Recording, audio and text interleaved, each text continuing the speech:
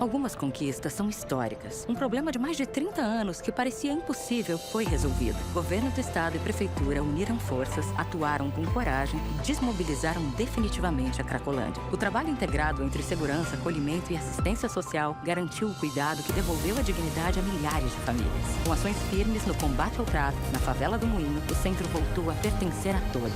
Isso é fazer história. Governo do estado e prefeitura de São Paulo estão trabalhando juntos e fazendo história na capital.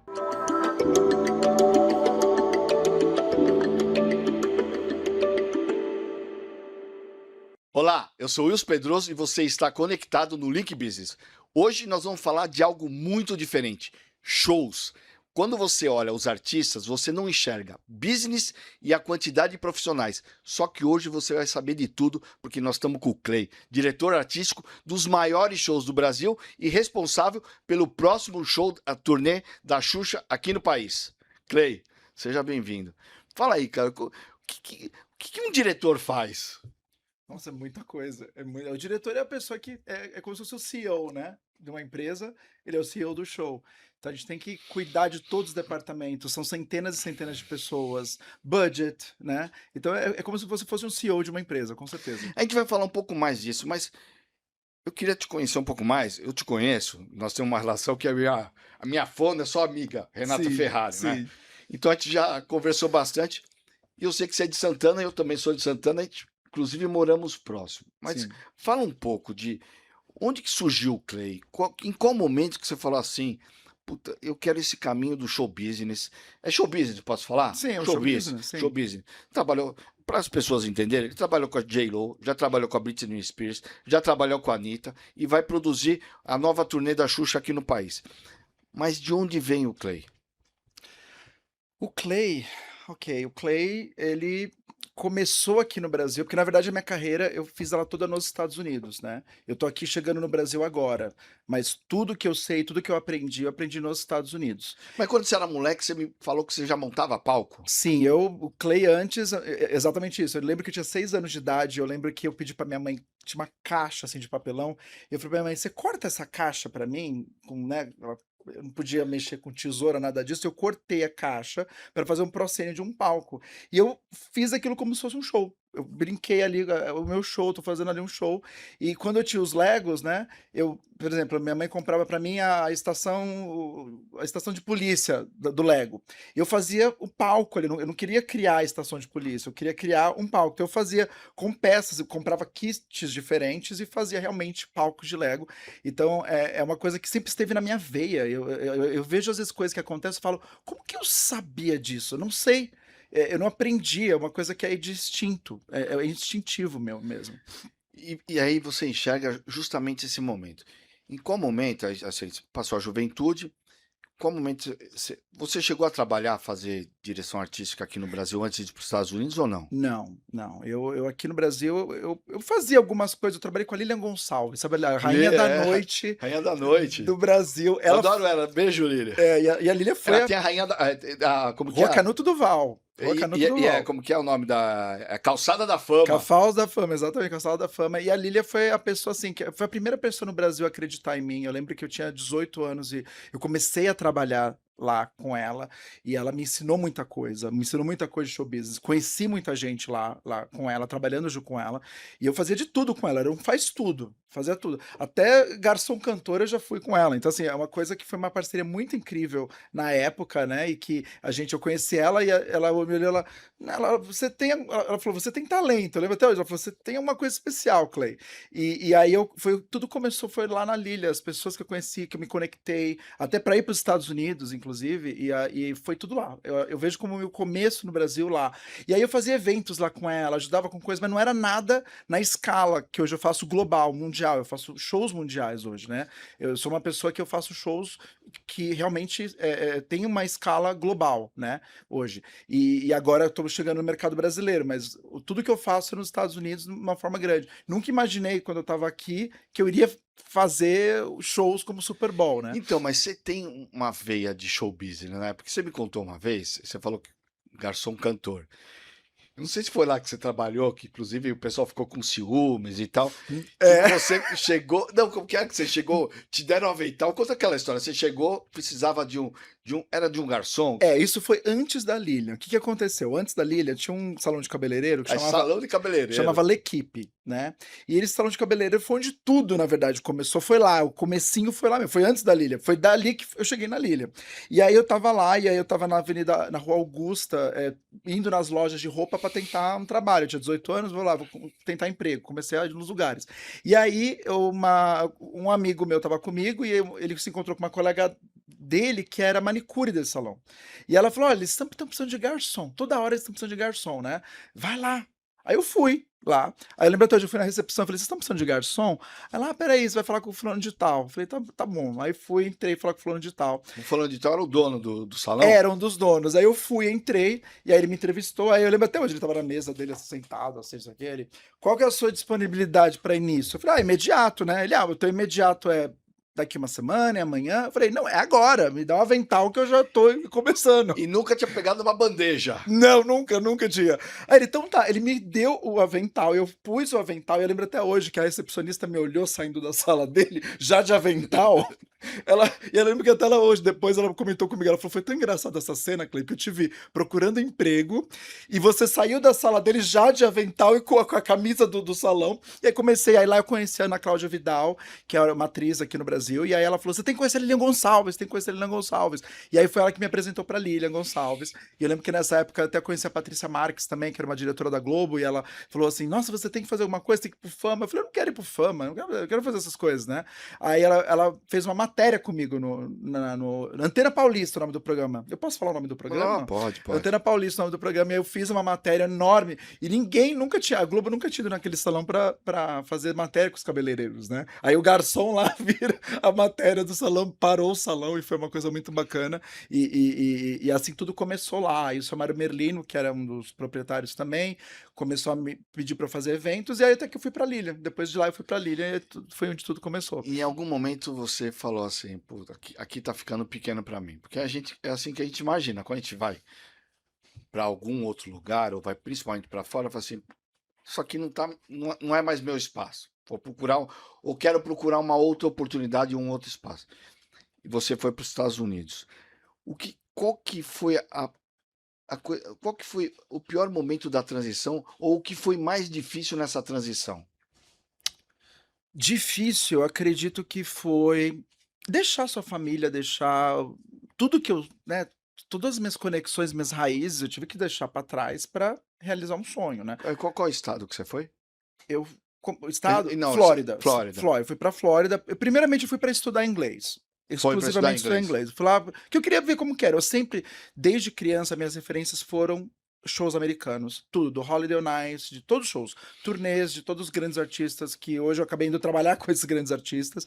Sempre foi o que eu sempre olhava na internet. Internet não, em vídeos, que não tinha internet como era hoje, ou como existe hoje, né? Então eu via MTV, eu via as coisas. Eu lembro que eu ia na casa de uma amiga minha pra ver o VMAs, né? O VMAs, que é um prêmio muito importante dos Estados Unidos. Eu acabei trabalhando no VMAs nos Estados Unidos, né? Então eu não tinha nem condições, porque eu não vim de uma família com grandes posses, né? Então eu não tinha a TV a cabo. Aí eu ia numa casa de uma amiga minha pra ver o VMAs. Aí eu olhava aquelas performances, eu falava: meu Deus, que coisa mais incrível. E aí eu cheguei nos Estados Unidos, né, com um tempo de carreira, acabei fazendo as performances do VMAs, mas era um sonho pra mim, eu sempre olhei. Então todas as minhas referências, assim, foram shows americanos, foram clipes americanos, tudo era americano. Então eu olhava aquilo e falava: eu quero fazer parte disso. E a parte mais interessante desse processo é que eu olhava de uma forma que eu falava: aquilo me pertence. Não era uma coisa, era é um sonho. Não, eu falava: vai acontecer. Eu não pensava que é um sonho meu. Eu falava: não, daqui a pouco isso vai acontecer. Era uma coisa, sempre eu tive essa certeza. E aí eu fui para os Estados Unidos para estudar inglês primeiramente. Estudei lá por um ano, mais ou menos um ano e meio, e eu falei: nossa, que incrível, né? E aí eu falei: agora eu quero trabalhar, né? E eu sou uma pessoa que eu sou muito correto em tudo que eu faço. Eu sou muito correto em termos, até pela política, como que é, tipo, essa coisa de visto. Você sabe como que é? Você tá vendo como hoje em dia tá? Você não faz o jeitinho brasileiro? Não. Porque uma coisa que eu aprendi nos Estados Unidos, o jeitinho brasileiro lá nos Estados Unidos é você ser honesto. Não que.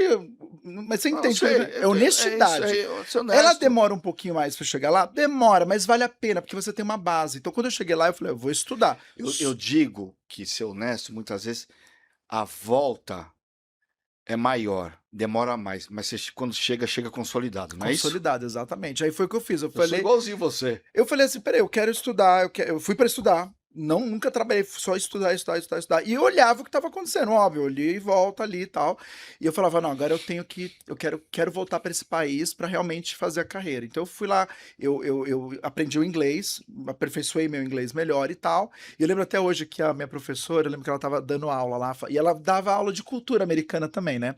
Aí ela, vou ensinar para vocês o que é o Super Bowl. E ela era americana, não era brasileira. Não, tudo americano, tudo americano. E eu também eu me excluí de tudo que era Brasil. Porque se você não se exclui, você tem que estar Você imersivo. fez uma imersão real. Imersão. Então até o pessoal da escola, lembra até hoje, o pessoal fala, o Clay não quer ficar com a gente, ele é metido, o pessoal falava isso. Mas é porque, o que eu fiz? Mas o Clay é metido? O Clay não é metido, mas o que eu fiz? O que o Clay fez? Ele ficava com o pessoal da Tailândia, Japão, que a única Legal, forma de né? comunicar era em inglês. Então eu forçava o meu cérebro Tá certo. porque na hora do intervalo, os brasileiros eles se ficavam Estavam no lá gathering conversando em ali. português. Só português. Eu ficava com o pessoal da Tailândia, que daí eu tinha que me comunicar em inglês com as pessoas. Então não tinha jeito. Então foi uma forma. E eu aprendi muito rápido. Foi a forma que eu aprendi rápido. Eu lembro até hoje que a professora falou: vou ensinar pra vocês o que é o Super Bowl, né? Eu já sabia o que era o Super Bowl, óbvio, né? Mas ela tava lá ensinando porque foi a época do Super Bowl que ela tava lá falando. O Super Bowl é o show que é no meio do jogo mais importante, é a maior audiência, né, do mundo, é o canal, é o segundo mais caro também, né, do show business e tal.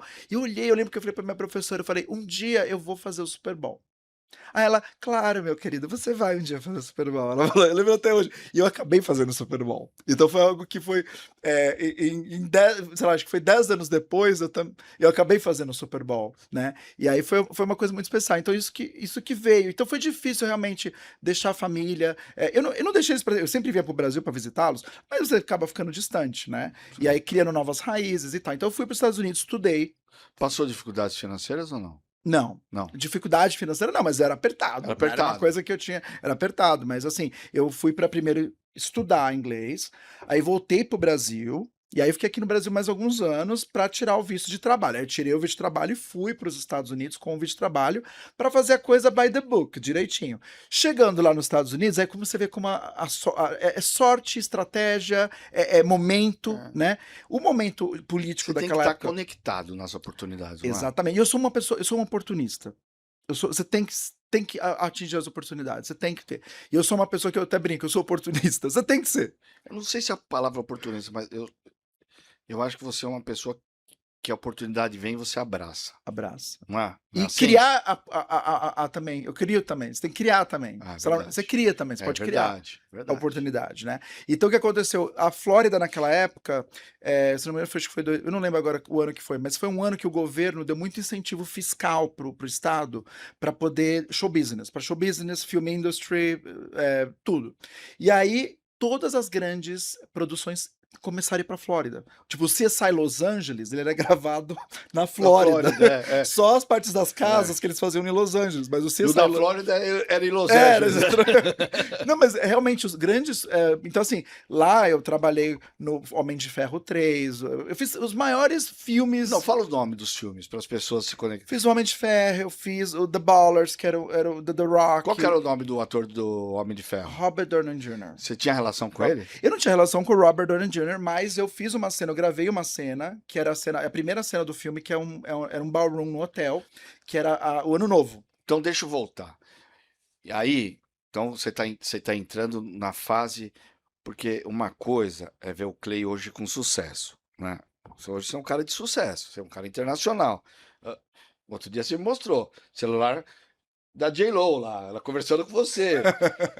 A Anitta, você me mostrou. Desculpa, mostrou, viu, galera? Não mostrou o que estava escrito, mas mostrou que tinha mensagem. Né? Então, você é um cara internacional, é um cara conectado, que as pessoas, muitas vezes, até pedem conselhos e orientações. Não é só... Porque vira amizade, né? Sim. Você é um profissional, mas vira amizade. Ó, Clay, pô, o que você acha, né? Acorda, olha, tô pensando em fazer alguma coisa, o que você acha? Então, você dá conselho. Sim. Mas as pessoas veem hoje o Clay nesse sucesso. Você teve uma transição, né, da sua fase de estudante de inglês para profissional. E você já me contou, né? Como que diz, descarregou caminhão, carregou caixa. Porque essas coisas que eu te contei, que eu tô falando agora, Isso. isso é quando esses filmes, essa coisa que eu tava te explicando. Então eu tava tendo muita coisa. Só que o que acontece? A Flórida, ela não tinha a demanda de pessoas que queriam fazer isso. Quando você vai para Los Angeles, Nova York, é muita gente querendo Isso. e poucas oportunidades. Na Flórida As tinha pessoas, muitas as pessoas oportunidades. querem o sucesso, mas não querem o suor. Não é isso. É que realmente, quando você vai para Los Angeles e Nova York, o mercado tá saturado de pessoas que querem entrar no show business. Lá na Flórida já não é tão assim, isso não é cultura lá. Entendi. Como o governo encheu orçamentariamente, né, de incentivo, começou a ter começou a chover. Tinha às vezes em uma semana, tinha tipo assim, 10 produções uma semana. Eles não tinham gente suficiente. Aí, quando é a oportunidade que eu tô te falando, eu vi aquilo, eu falei, peraí, eles estão precisando de muita... Eu via muito anúncio na internet, precisamos de figurante, precisamos... E aí foi quando eu entrei começando como figurante. Mas não porque eu queria entrar nas frentes das câmeras, é porque era a forma que eu achei para realmente poder entrar no show business. Foi a porta de entrada que eu vi. Pra quê? Pra ter relacionamento, pra conhecer pessoas. E aí foi assim que tudo aconteceu. Aí eu fui, comecei a conhecer muita gente, comecei a trabalhar em toda a produção que você possa imaginar, de tudo, como Tudo que te figurante. pediam, você fazia. Figurante, só como figurante, pra conhecer Isso. pessoas. Inclusive, hoje, né, eu trabalho com a Jennifer Lopez, só que eu comecei, um dos meus primeiros trabalhos foram clipes dela, eu como figurante. E ela viu, eu mostrei pra ela, eu falei, olha, eu fiz o livro pra ela. Ela was like... sabe, até o Ben, o empresário dela, falou, nossa, você cresceu muito aqui com a gente. Mas nunca imaginei que eu estaria trabalhando na direção da Jennifer Lopez hoje em dia, entendeu? Eu tava lá trabalhando. E aí foi assim que eu comecei. Aí depois eu virei PA, que é o Production Assistant, que eu, né, comecei como se fosse, aqui no Brasil seria como seria o Production Assistant aqui no Brasil? Seria seria o estagiário, digamos assim. O estagiário que tá lá, ele é um faz tudo. Faz tudo. Eu fazia tudo. Aquela coisa que eu te contei foi que eu tava no Facebook, e aí eu vi lá no Facebook os anúncios. Aí um dos anúncios era de uma brasileira, Giovanna, lembro até hoje, ela colocando: precisamos de PA em Savannah, pro American Idol. E eu vi aquilo, eu falei, American Idol. Eu vou te contar uma coisa. Quando eu cheguei nos Estados Unidos, eu fui na Disney. É lógico, óbvio, né? Quando você vai na Disney. E tinha um brinquedo lá que era pra você cantar uma música, que era o American Idol Experience. E eu ganhei esse show, inclusive, eu cantei o Circle of Life da Elton John, lembro até hoje, que era um brinquedo que eles davam pros turistas lá pra cantar e o pessoal votava, era muito engraçado. E aí eu vi na American Idol aquilo, uma voz dentro de mim falou, liga nesse número. Eu na hora liguei. Falei, olha, eu vi no Facebook da Giovanna que vocês estão precisando, Orkut, não lembro o que era, mas vocês estão precisando... Acho que era Orkut, não, era Facebook, né? era Facebook. Vocês estão precisando de PAs em Savannah, lá, mas eu tô vendo que seu telefone é da Flórida, né? Aí eu tive que mentir, né? Eu falei assim, não, mas eu vou estar lá na Geórgia. Eu falei, eu vou estar em Savannah, visitando os amigos. Aí ela, então tá, you hire. Aí eu desliguei, eu não acredito, eu liguei só pra ver se era realmente o American Idol. A mulher, American Idol, good. Aí eu falei, é o American Idol. E aí eu olhei na internet, eu Google, onde é, porque eu nem sabia onde era Savannah. Eu Google, where's Savannah? É na Geórgia. Eu posso dirigir pra lá. Fui dirigir pra Geórgia, fui pra lá, e aí o pessoal da American Idol gostou muito do meu trabalho, e eles falaram, pena que você não vai estar na Pensilvânia com a gente, né, você é muito bom, né, eu falei, só me contratar que eu vou. Aí eles, não, mas a gente não voa os PAs, eu falei, não, me contrata que eu vou estar lá. E eu comecei assim, a seguir o American Idol, pagando do meu bolso, indo lá, porque eu nunca deixei o dinheiro me parar. Quando você deixa o dinheiro te parar, you done. Você nunca pode, é uma das lições que eu aprendi na minha vida, never let money stop, nunca deixe o dinheiro te parar. E claro que eu não deixei o dinheiro me parar, eu comecei a me endividar e fui indo, até que eles falaram assim pra mim, nossa, você é muito incrível, que eles não acreditaram no que eu tava fazendo. E eu sempre fico lá, tava lá, sempre assim... É o famoso assim, pô, você por aqui? Exato, e eu comecei a seguir eles, até que no Última Cidade eles falaram assim pra mim, Clay, eu gostaria muito que vocês trabalhassem nos nossos shows, os live shows, que é os shows lá em Los Angeles, né, isso foi um sonho pra mim. Você podia trabalhar com a gente nos estúdios lá em Los Angeles? Eu falei, óbvio, lógico. Aí me organizei, fui pra lá, pra Los Angeles, pra realmente trabalhar nos live shows. E aí foi onde tudo começou. Tanto que eu fiquei como assistente de produção por pouco tempo. Eu fiquei, acho que foi 3, 4 meses como assistente de produção, e eu virei produtor associado do show. Em tão pouco tempo. Eu lembro que até os outros PAs ficavam com raiva, falavam, eu trabalho aqui há 2, 3 anos, né? Como que o cara chega agora e consegue um trabalho, né? Que quando o PA, é o próximo ponto, pra onde você vai, né? E aí eu virei produtor associado. Mas porque eu sempre tive um diferencial, eu sempre pensei diferente, uma coisa que eu lembro até hoje, meu chefe, um dia eu tava carregando caixa pra lá e pra cá, fazendo um monte de coisa, aquilo, não sei o que lá. Aí ele, Clay, eu sei que não tem nada pra fazer, o que você tá fazendo? Eu tô vendo que você tá ocupado. Aí eu falei, I'm pretend to be busy. Eu tô fingindo que eu estou ocupado. isso. Ele olhou assim, ele falou, por quê? Eu falei, olha, eu tô num lugar aqui, tem um monte de gente. Eu comecei a trabalhar com Simon Fuller, os maiores produtores do planeta, que criaram os shows mais icônicos do mundo. Eu não quero que eles me vejam no meu celular ou sentado, eu quero estar sempre trabalhando, sempre movimentando. E foi uma estratégia minha, porque eu sempre repetia que eu sou uma pessoa criativa, sempre trabalhei muito. Quando surgiu essa oportunidade, eu te falando de virar um produtor associado, eu lembro que eles me falaram, Clay's a hard worker. Let's get Clay. Clay trabalha muito, vamos... Mas você entende como no cérebro das pessoas você mostra isso e realmente... As pessoas ficam te observando. Exato. E não estão te observando no sofá. E até quando você está trabalhando nos bastidores, é uma coisa que eu sempre aprendi. You are on camera. Você tá na câmera. Não importa, sempre vai ter alguém te olhando. Vamos falar um pouco sobre o Clay, diretor artístico, mas no próximo bloco já voltamos com o Link Business.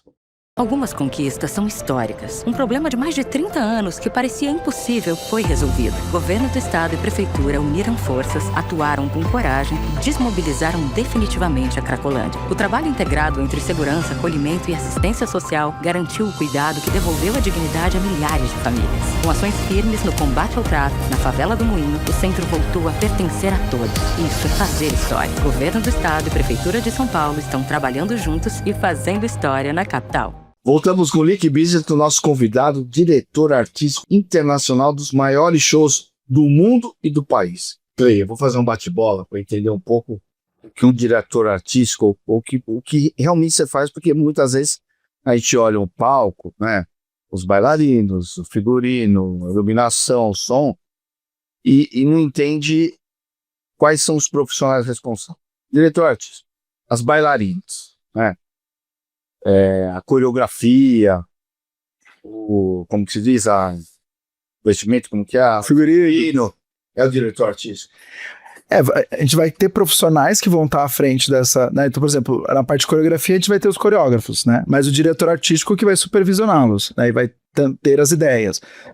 Figurino é a mesma coisa, o diretor artístico vai falar, ó, essa roupa tal, aí vai ter o figurinista que vai estar fazendo.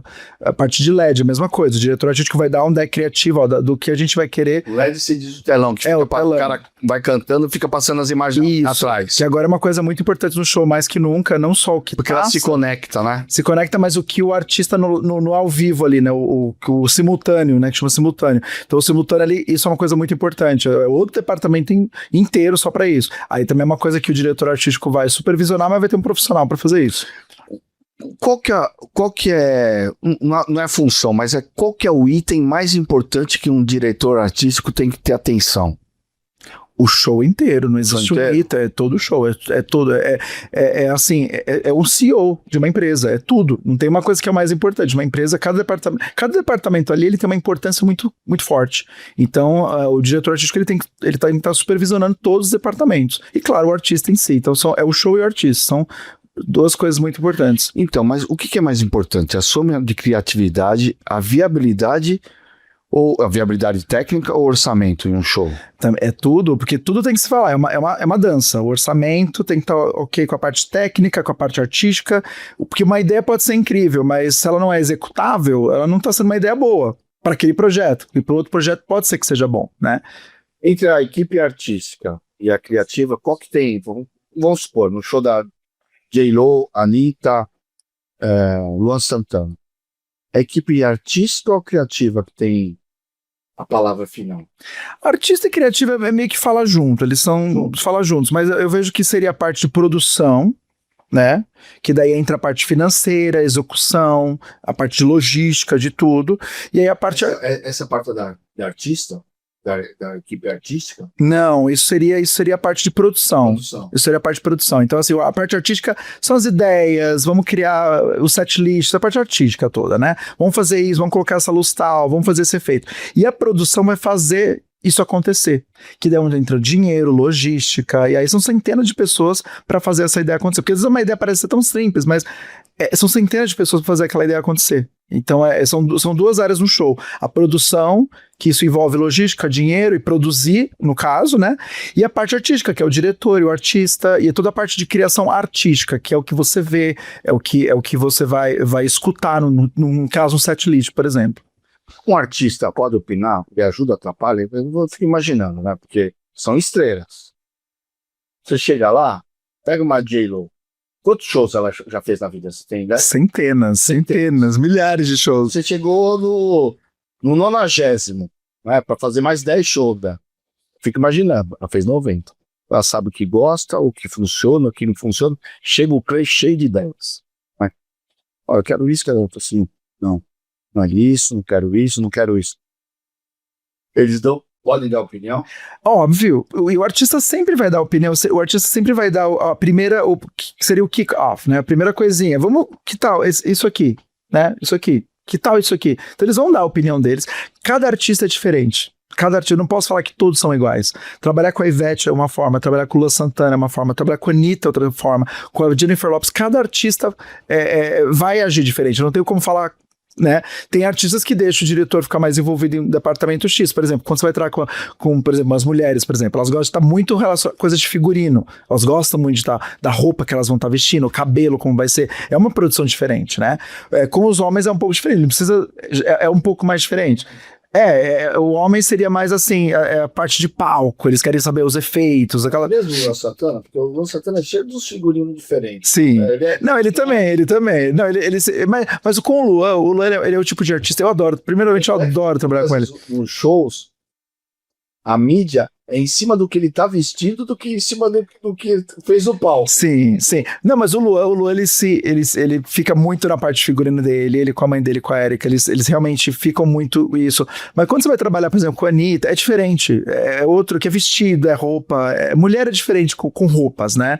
Do que um homem. Mas o Luan, assim, ele gosta de se envolver com a nossa parte de figurino. Mas eu gosto muito de trabalhar com o Luan. Ele é um artista que ele me deixa livre, assim, ele me deixa criar junto com ele. Eu gosto muito de trabalhar com ele. É um artista que eu tenho um prazer de trabalhar com ele pra caramba.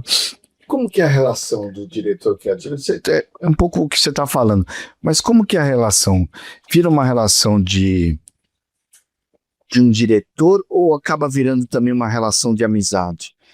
Acaba tendo uma conexão ou vira uma coisa só profissional? Não, é uma coisa profissional, uma coisa que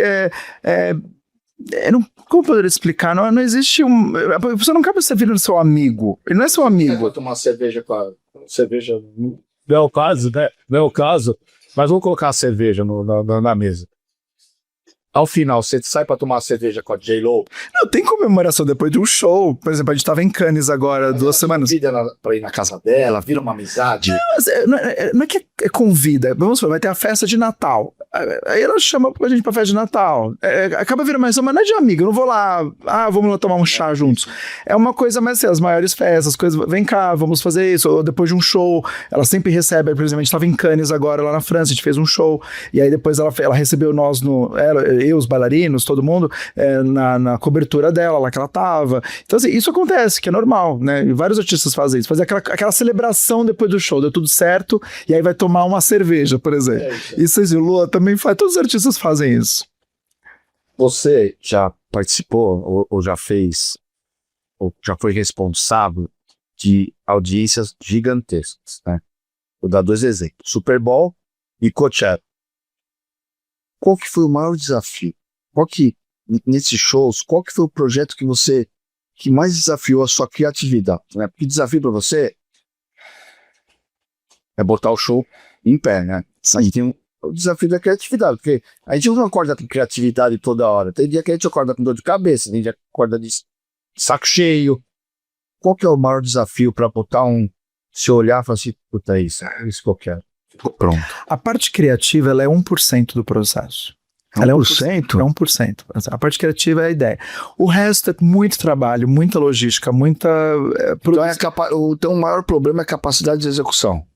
Também, mas assim, cada projeto é de uma forma. Por exemplo, o Coachella tivemos desafios. O Super Bowl tem desafios, porque o show do Super Bowl, ele acontece dentro do jogo de futebol. O jogo de futebol que manda. Por exemplo, se o palco entra, né? Você vê como eles montam em 2 minutos, né? Então eles fazem o primeiro teste, que é semanas antes do show. Eles testam lá. Tem um laser que existe da NFL, que é uma coisa bem...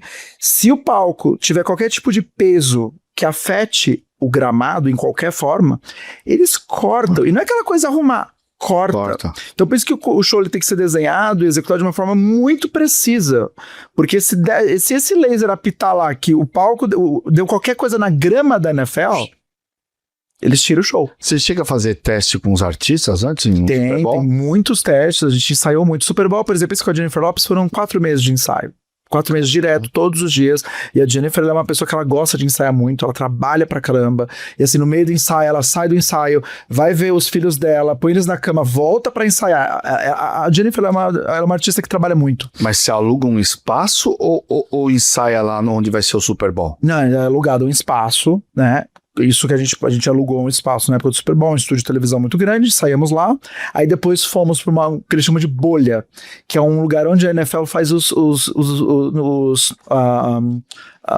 não é teste, quando os jogadores eles estão treinando. Desculpa, às vezes as palavras em português... Eu sei de treinamento. É uma bolha gigante lá na Flórida que eles fizeram, aí colocamos o palco lá, ensaiamos lá também, depois ensaiamos no gramado também, mas, por exemplo, o Coachella foi um desafio, o Coachella com a Anitta, porque era um show que era... Conta pra nós. O show, a Anitta, você me contou uma vez? Eu vou contar. Que ela ia se apresentar num horário diferente, né? Nada contra ela, porque era a primeira vez que ela participava. Sim, sim. Não é porque ela era menor, que ela não é. Não. Anitta é Anitta, né? Anitta é Anitta. Mas ela queria participar das 18 horas, ou no horário mais pro final. Como que você fez para conseguir encaixar a Anitta nesse horário? Bem, primeiramente, ela tinha um horário que eu não lembro qual era o horário dela agora, mas era um horário mais cedo. E aí eu, com a minha influência com o Coachella, eu conheço muitas pessoas nos Estados Unidos. E o Randy Phillips, que é o fundador da Age Live, ele fundou o Coachella com o Paul. Eu trabalho com ele com a Jennifer Lopez, que ele faz toda a parte de promoção da Jennifer Lopez, como ele fez com o Prince, com o Michael Jackson. Ele é um ícone, né, do show business. Deixa eu corte. A briga do Prince e do Michael Jackson é real? Existia. Que é a idade? Mas era mais do lado do Prince. Mais do lado do Prince? Mais do lado do Prince, sim. Era mais do lado do Prince. Mas tinha... Voltou um pouco Coachella. Sim. Não, porque isso aí é uma coisa que a gente escuta desde moleque, né? Que até aquela... You are the world.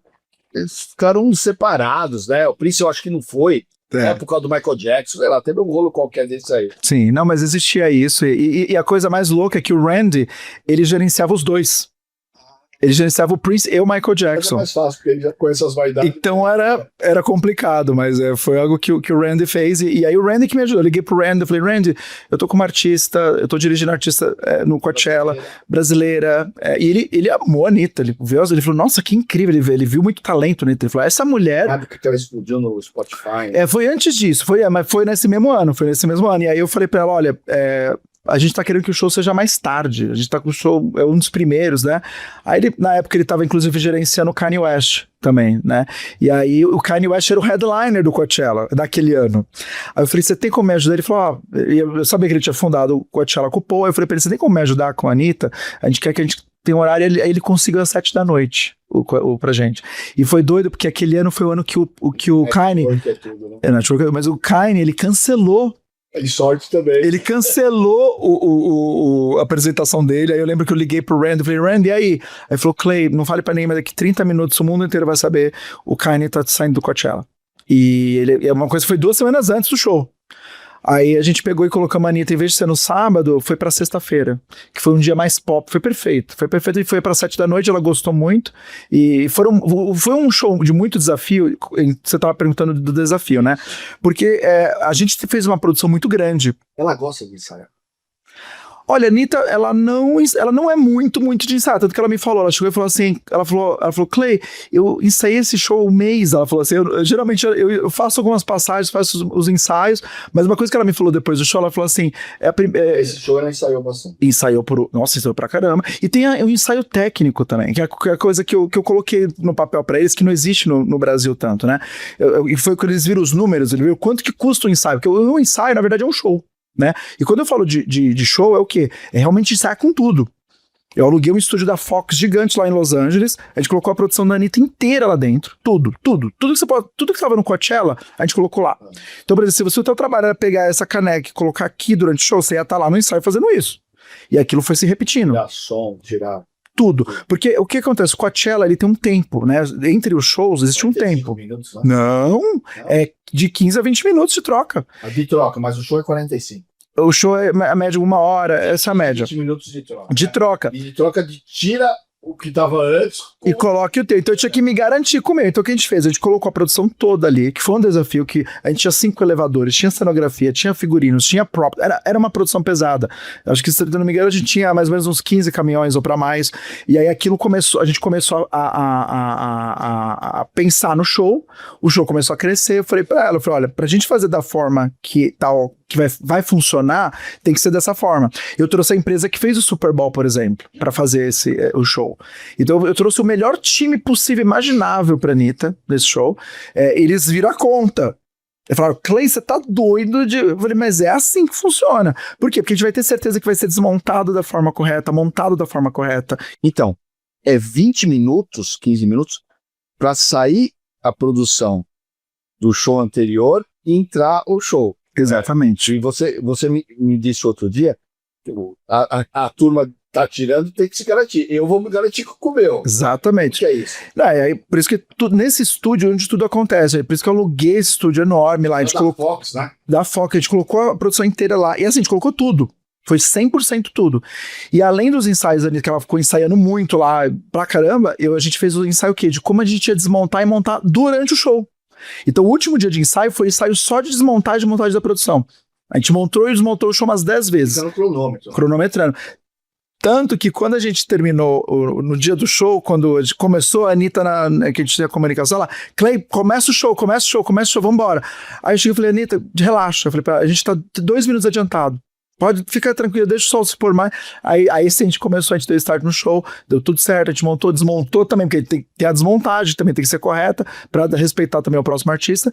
E foi incrível. Eu lembro que ela falou pra mim, porque geralmente, vocês já viram isso nos vídeos, né? Ela falando com a produção, isso aqui que tá. E ela falou, é o primeiro show que eu faço que não tem nada errado, eu não precisei, sabe, falar com ninguém. Eu cheguei, tava da forma que eu sempre sonhei o show. E ela me agradeceu muito por isso, e foi incrível. E trabalhar com ela é muito bom. A Anitta é uma profissional incrível pra se trabalhar, amo trabalhar com ela, porque ela tem uma mentalidade de business e ao mesmo tempo de artista que é muito raro de se ver. Então ela sabe muito, ela entende de número, eu falo com ela de dinheiro, não, beleza, vamos cortar. Então isso é uma coisa que eu gosto muito de trabalhar com a Anitta. Clay, depois de tantos anos de bastidores, de diretor criativo, quando apaga as luzes e o show começa, você ainda você ainda se emociona, mas espera que nós vamos para um breve intervalo e já voltamos. Algumas conquistas são históricas. Juntos, Governo do Estado e Prefeitura de São Paulo realizam programas habitacionais para garantir um teto digno a quem mais precisa. Com os programas Casa Paulista e Pode Entrar, já são quase 17 bilhões de reais investidos e mais de 100 mil novos lares. A garantia de ter segurança e moradia digna muda vidas. Isso é fazer história. Governo do Estado e Prefeitura de São Paulo estão trabalhando juntos e fazendo história na capital. Voltamos com o Link Business com o nosso convidado Clay, diretor artístico da J.Lo, Luan Santana, Anitta, e entre outros.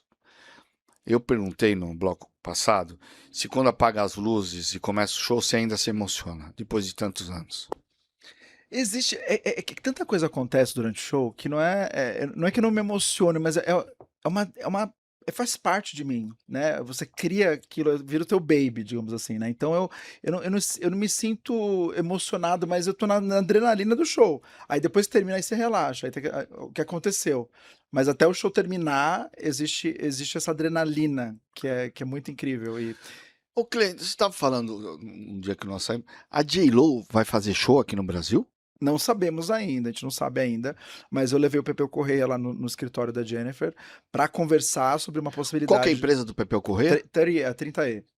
30E. Ela é uma das maiores, a 30E é uma das maiores empresas de show hoje no país, né? Hoje é a maior do país, para mim era a maior empresa do país. Ele Ela que é. traz os maiores, Maiores shows. os maiores shows, os maiores artistas, né? Todos os estádios, Qual que é o estádio nome do do, Allianz. qual que é o nome do Pepeu Correia. Pepeu Corrêa? Pepeu Correia, isso. E ele teve com a J.Lo. Ele esteve no escritório, eu levei ele no escritório para conversar com o time sobre uma possível para trazer ela para o Brasil ano que vem na turnê, porque ano que vem a gente sai em turnê de novo e a gente tem que colocar E o qual a Brasil. sua sensibilidade conhecendo as duas figuras? Qual que é a sua sensibilidade? Vai dar liga? Você acha que Eu vai acho que acontecer? vai dar liga, assim, é uma coisa que a própria Jennifer, inclusive ela tá lançando agora uma música com a Loki, que é um Com a DJ Loki? brasileiro, acabou de lançar, vai lançar agora, semana que vem agora, lança a música, sai a música, então assim, ela tá muito conectada com o Brasil e ela tem muita vontade, mas é que é muita coisa, não é só o artista querer, é tanta coisa que envolve trazer um artista de alto nível para um país, então é muita coisa, então eles estão conversando e espero que isso dê certo, tô muito feliz para acontecer. Ó, primeiro eu quero falar em desafio da Xuxa. Primeiro você vai garantir pra mim, pra Isabela e pra Gabi ingresso pra assistir o show da Xuxa. Tá bom, Você vai garantir pra nós. vamos lá. Porque o maior desafio que eu imagino que você tá à frente agora é a nova turnê da Xuxa aqui no Brasil. É isso? É, porque é um show. Quando a Xuxa me convidou pra dirigir o show, vem muita coisa na cabeça. E trabalhar com a Xuxa, o que é especial trabalhar com a Xuxa, que é diferente de qualquer artista no mundo, são poucos artistas que têm isso. A Xuxa já esteve em todos os mundos que você possa imaginar. Ela já esteve com duendes, ela já esteve no fundo do mar, ela já esteve na Antártida, ela já voou, ela já fez tudo, ela já esteve na Lua de Cristal. Se você perceber, ela já esteve no circo. Todos os temas que você possa imaginar. Já teve uns Trapalhões. De todos, mas o mundo é assim, você pode ter a ideia mais maluca, ela já fez. Então são poucos artistas que já fizeram de tudo, e a Xuxa fez de tudo. Então trabalhar com ela, primeiramente, tem essa coisa que é um sonho para qualquer diretor, você criar um show da Xuxa, porque existem muitos mundos que você pode explorar, né? E aí, quando a gente tava conversando, a gente começou a falar da nave voar. Porque assim, eu vi o show da Xuxa e a nave subia, ela subia... Subia e descia. Ela subia, e aí parava o show. E sempre ficou na minha cabeça, pra onde a nave ia, né? A Xuxa tá me contando uma história, inclusive ela falou que um dia ela levou uma criança pra dentro da nave. Né? E aí a menina entrou na nave, ela chegou muito séria, a menina, ela falou assim, a nave vai passar em Taubaté? Aí a Xuxa falou, olha, hoje ela não vai porque eu tenho que fazer outro programa. Então a nave vai voltar pro estúdio, você vai descer, né? Mas uma próxima oportunidade a nave pode te levar. Então pra você ver como na cabeça das pessoas... subconsciente das realmente pessoas. fica, a nave tá voando. E na minha cabeça também tinha, né? Então a gente pensou, ó, a nave tem que voar. A nave tem que voar. É muito importante ter o voo da nave. O nome da turnê é o último voo da nave. Nada mais justo que a nave voar, né? E foi um desafio, é um desafio para o mercado brasileiro ter um elemento desse porte estar voando, né, num estádio de futebol no Brasil inteiro. Mas aí quando isso veio esse desafio, nós conversamos com a 30E, e aí o Pepeu Correia, o Wesley, o Lee, né? O Lee ele é o nosso diretor, né? Ele é o diretor da 30E que ele faz os nossos sonhos se tornarem realidade, né? E aí quando veio dessa história de voar, o Lee falou, temos que ter a melhor empresa, né? Que é a Tate. Hoje em dia é a Tate, que a Tate Que fica em Amsterdã. Não, a Tate ela fica na Filadélfia. Filadélfia. Mas a nave está sendo construída em Amsterdã, que é a empresa... que a Tate, o que aconteceu com a Tate? A Tate ela é a maior empresa do mundo hoje de construção de palco, de automação do planeta. Certo. Todos os grandes artistas, Madonna, Beyoncé, todos os grandes artistas hoje trabalham com a Tate. No Brasil, inclusive, a Xuxa é a primeira artista no Brasil a estar contratando a Tate para um show. É a primeira vez na história do país que isso acontece, por causa dos preços. A Tate já veio para cá com artistas internacionais, né? Certo. Que vem. Agora, um artista brasileiro contratar, e a Tate, ela tá comprando várias outras empresas. Ela comprou a Airworks, que é essa empresa que tá construindo a nave aí em Amsterdã. né?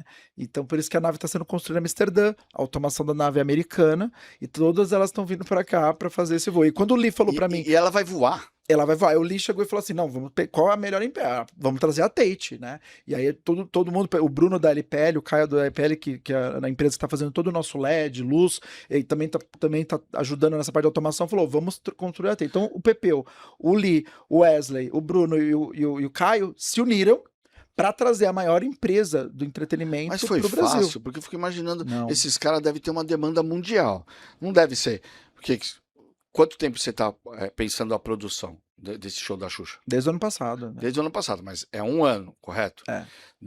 Essa empresa que faz a nave deve ter demandas o cara 5 anos antes Essa já é a coisa combina. mais especial. Por quê? Você pode ligar para eles agora, eles não vão te atender. Eles não vão. Eles fazem Então, é isso que eu tô todos falando. os artistas. Eles não vão atender ninguém. Eu tenho uma influência na empresa, óbvio, mas mesmo assim, eles têm que querer.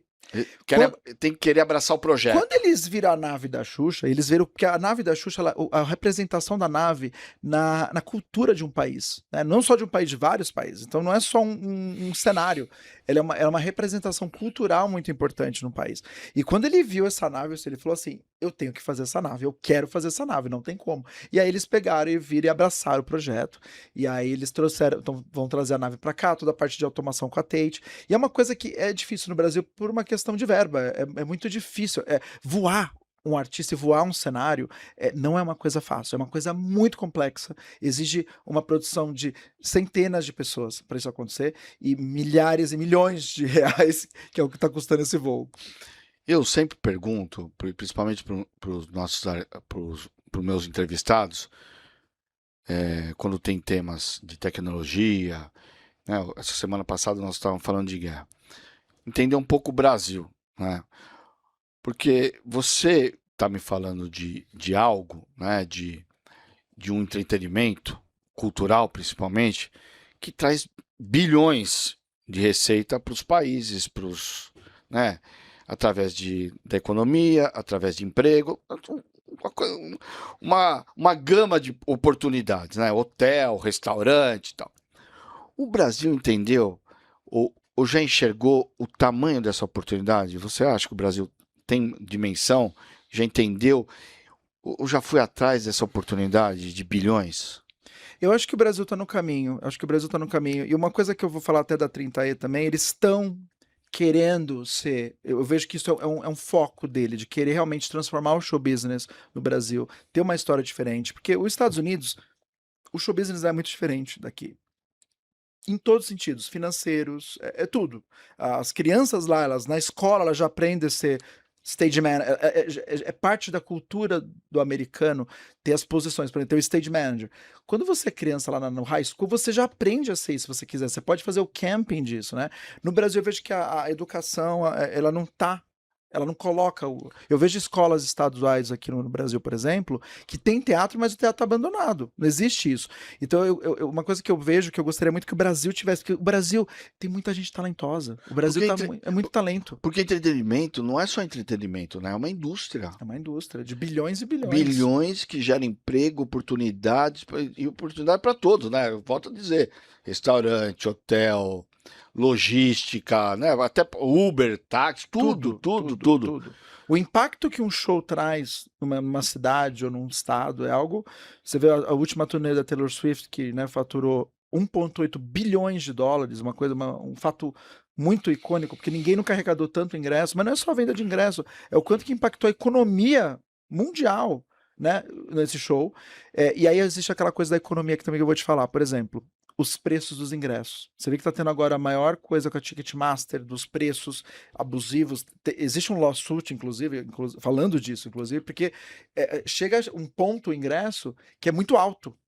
Então, por exemplo, um show da Taylor Swift, ele acaba custando $6 mil. Aí você tá lá, uma família normal nos Estados Unidos. Eles vão escolher, eles vão falar pros filhos, vai ter 2, 3 filhos. Quais shows que eles vão ter que escolher aquele ano para ir? O fator da Taylor Swift vender tanto causou um impacto financeiro muito não bom, foi um impacto negativo em outros shows. Você faz Taylor Swift também? Não faço, mas houve um impacto. Por que esse impacto foi ruim? Porque daí a família vai olhar, peraí, o show da Taylor Swift eu quero ir, é $5 mil o ingresso. Mas peraí, vai ter o show da só um exemplo, tá, vai ter o show da Beyoncé, Ariana Grande, eles escolhem agora qual ir. Eles não vão poder ir em todos, porque eles vão ter que escolher. Então teve esse impacto do show da Taylor, porque daí as famílias começaram a escolher, vamos no da Taylor, mas aí eu vou ter que perder o da Ariana, vou ter que perder o de outros artistas para poder ir, porque realmente os preços dos ingressos estão muito caros, né. Você acredita, tipo, falar um pouco fora do métier, mas assim, você acredita que se a gente de alguma forma desse uma atenção maior para a cultura, e a cultura, eu tô falando entretenimento, Renata Ferrari, você acredita que isso poderia diminuir desigualdade social, violência, se o país, ou não precisa falar do Brasil, não vamos pensar o Brasil, vamos pensar outro país. Se o país investe em cultura, entretenimento, a violência e a diferença social diminui? Eu acho que assim, tudo a base, eu acho que de qualquer cultura é a educação. Acho que quando você tem educação, investe na educação, o país vai ser diferente. Aquela criança, quando ela tiver 20 anos, vai ser diferente. Ela vai ter oportunidades diferentes. Acho que tudo quando você põe a educação como base, tudo muda, né? E existe desigualdade, não só aqui em outros países também, mas eu sou do tipo que assim, se o Brasil investisse mais em educação, cultura, não existe eu não vejo, eu vejo, mas é pouco, né? No entretenimento, teatro, na própria escola, quando eu estava nos Estados Unidos, a criança já aprende já a trabalhar no show business, se ela quiser. Então isso já é parte da cultura deles, né? O show business é muito importante para eles. Eu vejo que o Brasil isso não existe esse foco. Eu não vejo que o Brasil existe esse foco. Por isso que quando eu estava aqui, quando eu era criança, eu sentia falta, eu queria aquilo, e eu fui para lá para aprender, e graças a Deus eu aprendi com os maiores do mundo, né? E a minha escola é a escola da vida lá dos Estados Unidos, trabalhando nos maiores shows, né, da televisão e do mercado americano. Em qual momento, porque eu fico imaginando, né? Você olha para trás, né? Você se enxerga, pô, né? Já construía palco, já fazia teatro quando era moleque, quando era criança e tal. Em qual momento da sua vida, ou em qual show, né? Pode ser o show, você olhou assim e falou: eu cheguei, eu consegui. Eu acho que isso é uma busca infinita, eu acho que isso nunca, você nunca chega a esse momento. Eu acredito que, claro que eu tenho um sucesso, mas eu não gosto de pensar, sou um cara de sucesso. Eu acho que eu tô no caminho certo. Acho que eu tô no caminho certo. Eu acho que eu vejo isso muito. Essa vida, a vida é uma montanha-russa, a vida é uma roda gigante. Então, um dia você tá aqui, um dia você tá embaixo, mas eu vejo que eu tô no caminho certo. Mas um projeto que eu olhei e falei, nossa, foi o da Britney Spears. Quando eu fui Britney Spears, eu falava, uau, eu tô fazendo Britney Spears. Que é uma artista que eu sempre me inspirei, sempre desde criança eu olhava e falava, uau!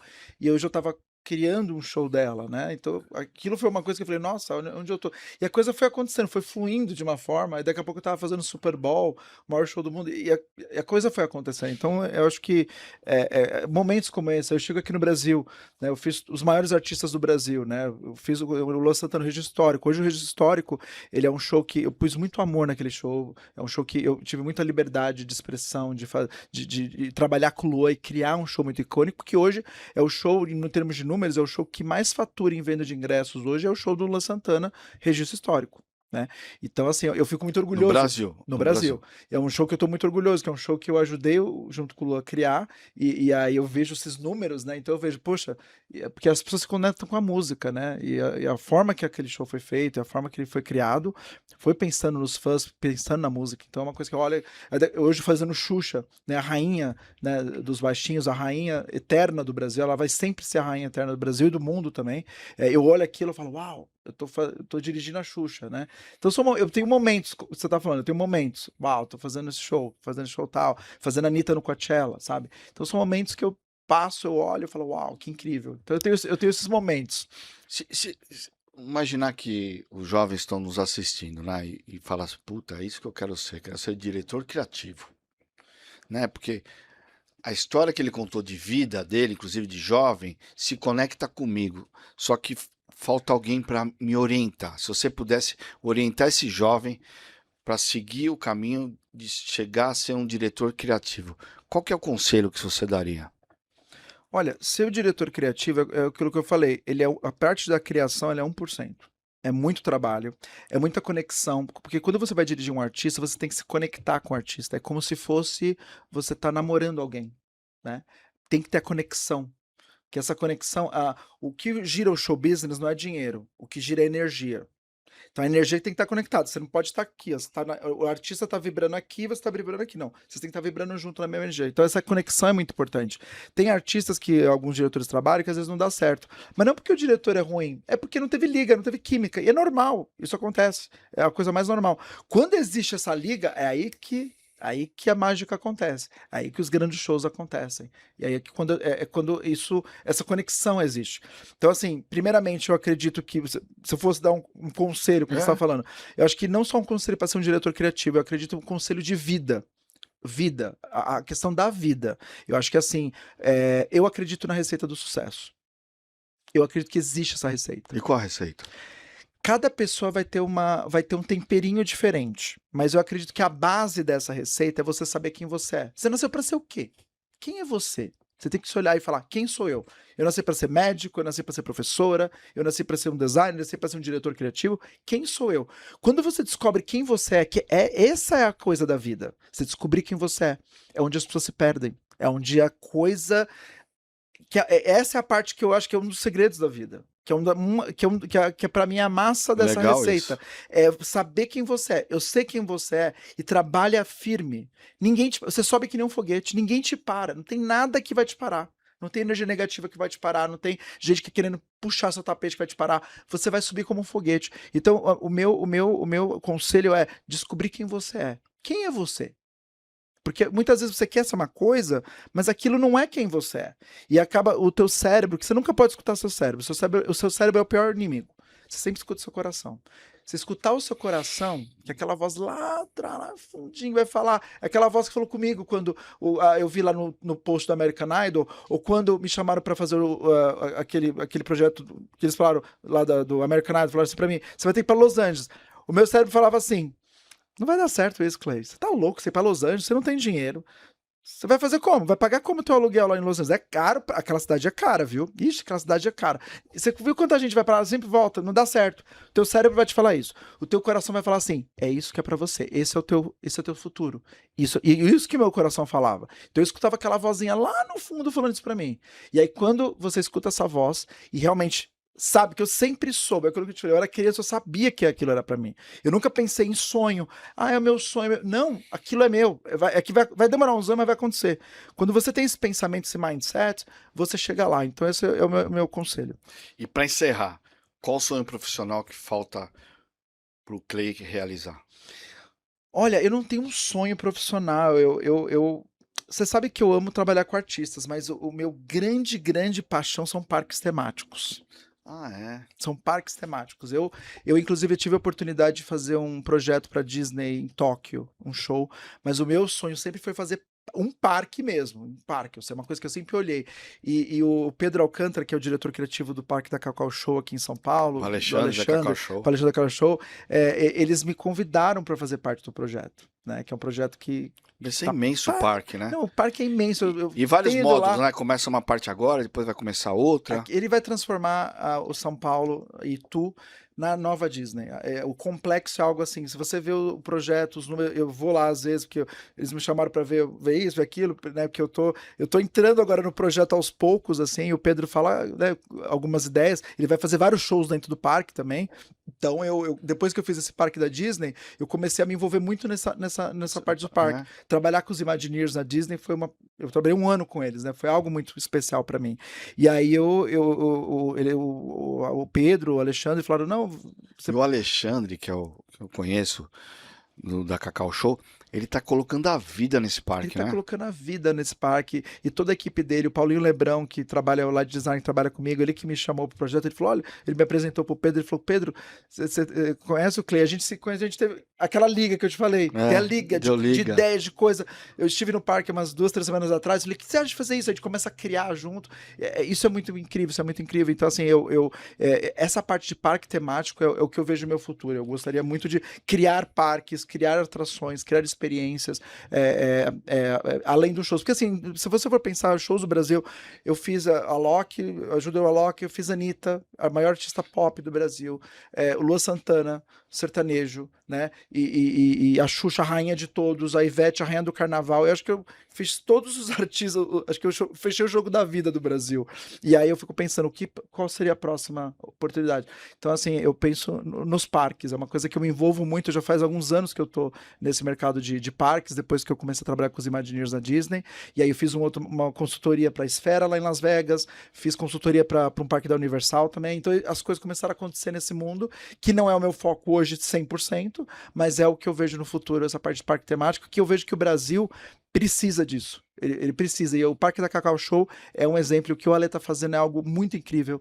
É mágico o que ele tá fazendo.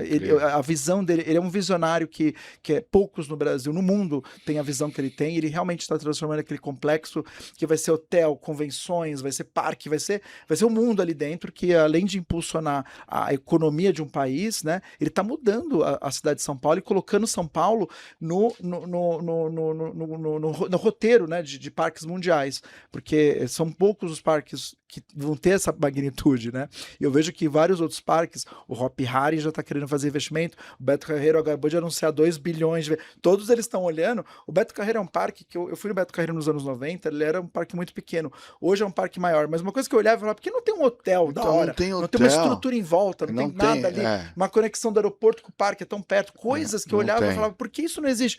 Mas aí o pessoal lá já viu que o Alexandre já está agora colocando 2 bilhões de investimento, então pra você ver como essa ideia do Alexandre tá mudando já o mercado, que eles já estão olhando o mercado latino diferente, o que é muito bom. Clay, cara, obrigado por ter aceito o convite, adorei o papo. Você trouxe algo que muitas vezes as pessoas, a gente volta a falar, as pessoas enxergam o show, enxergam o artista, mas não imagina o quanto é desafiador, né? Até a hora que apaga a luz e o artista brilha, né? Sim. Obrigado, cara. Imagina, obrigado você pelo convite, obrigado pela tua audiência. Foi um prazer estar aqui com vocês e eu espero voltar aqui mais vezes para falar sobre outros assuntos. Falou. E obrigado por você que nos acompanhou nesse novo episódio do Link Business. Nosso convidado de hoje, diretor artística de grandes estrelas mundiais e nacionais. Espero vocês no próximo episódio. Falou, valeu, forte abraço.